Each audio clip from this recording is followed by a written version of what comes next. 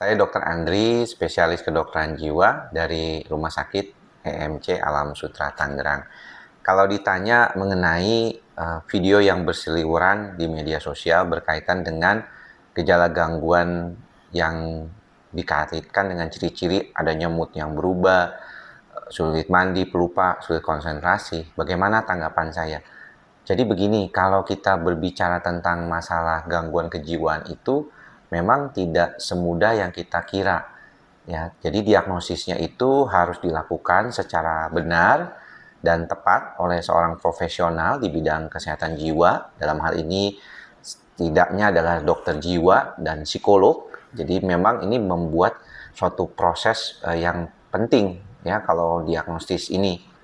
Dan kalau misalnya mau screening gitu, misalnya ada kan beberapa orang yang menginginkan, kalau bisa dok, saya ingin melakukan screening sendiri, boleh nggak? Boleh. Ada yang sudah divalidasi di halaman website pdskji.org, Perhimpunan Dokter Spesialis Kedokteran Jiwa, itu ada. Ya, ada PHQ-9 untuk screening depresi, ada GAD-7 untuk screening cemas, dan itu bisa digunakan. Dulu juga dari Kementerian Kesehatan ada SRQ-25. Jadi ada alat screening yang sebenarnya sudah baik gitu ya, sudah benar gitu dan bisa digunakan. Setelah beredarnya video, banyak remaja yang malah mendiagnosis diri sendiri dengan gejala gangguan jiwa. Itu bagaimana? Jadi begini, self-diagnosis tentunya tidak diperkenankan. Kalau kita merasa adanya masalah yang berkaitan dengan kondisi gangguan kejiwaan kita, ada problem yang mengganggu sampai ada orang-orang yang mungkin memerlukan bantuan ke dokter jiwa, tidak masalah. Itu adalah sesuatu yang mungkin bisa dilakukan. Tetapi jangan berhenti sampai cuman self-diagnosis saja.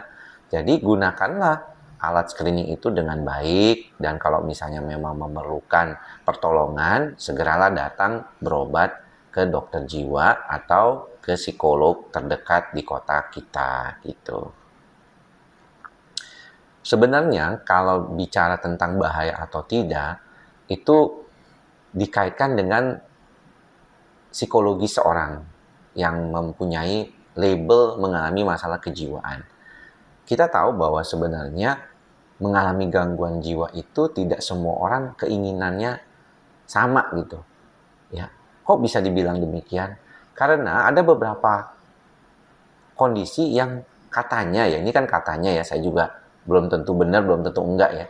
Tapi saya dengar-dengar kok ada orang yang merasa keren kalau dia mengalami gangguan jiwa seperti bipolar, BPD ya.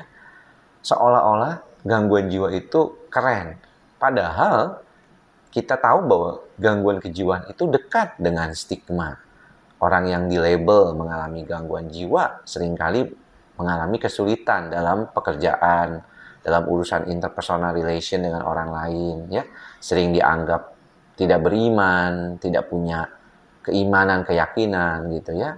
Dan hal-hal negatif lainnya. Jadi buat apa? Ya, membuat diri mengalami masalah kejiwaan sebenarnya, atau keren-kerenan gitu ya, seolah-olah mengalami masalah kejiwaan. Itu tidak benar, tidak tepat. Jadi kalau misalnya kita memang mengalami masalah pada perilaku, pikiran, dan perasaan, maka datanglah ke profesional di bidang kesehatan jiwa. Kalau mengedukasi sebenarnya gini, yang paling pertama yang perlu teman-teman tahu bahwa orang dengan gangguan jiwa itu bukan istilah diagnosis.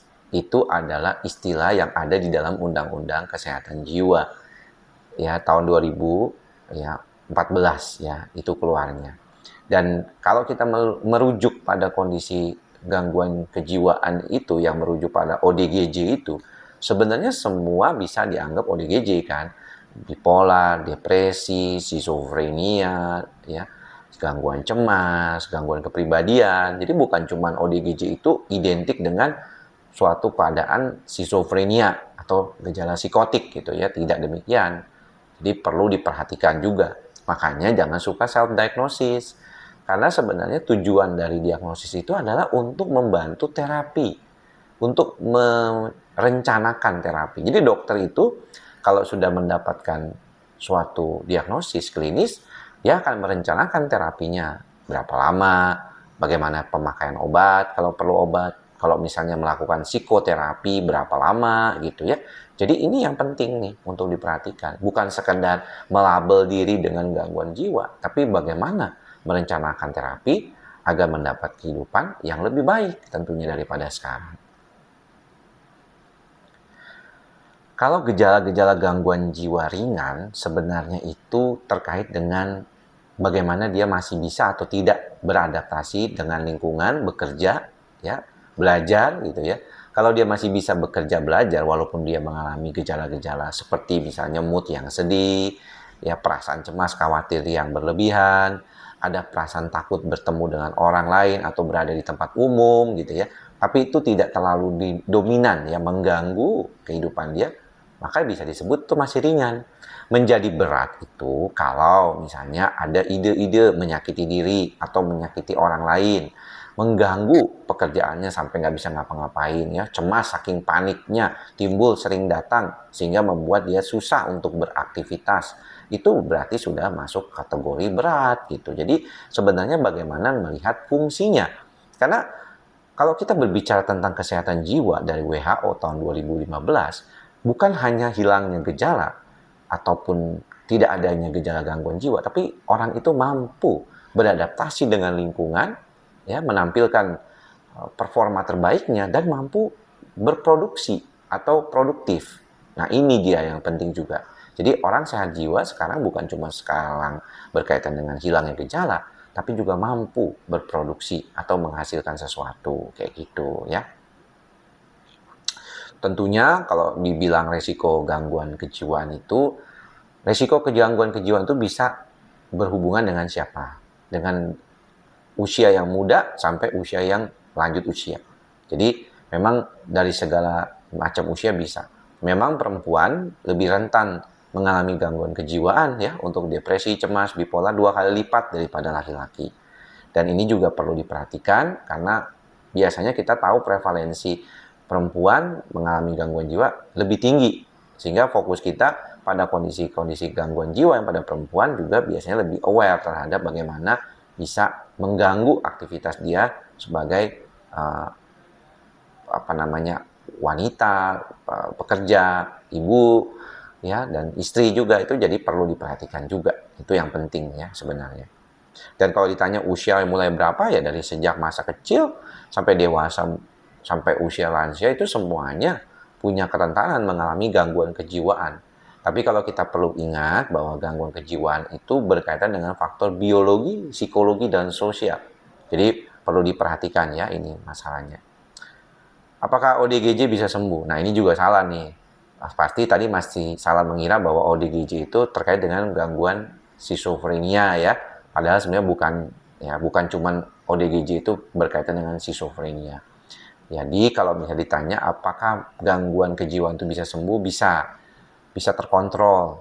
Ada beberapa penyakit kejiwaan atau lebih sering disebut gangguan kejiwaan itu memang harus menggunakan obat dalam jangka waktu lama atau bahkan beberapa seumur hidup.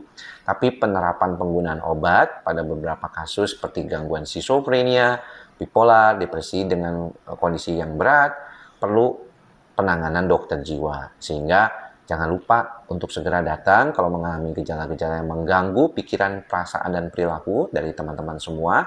Dan juga patuhi pengobatannya. Jangan mengobati diri sendiri, jangan juga tidak patuh terhadap apa yang dialami. Ya, supaya pengobatannya menjadi benar. Jangan sembarangan gitu ya. Itu yang penting.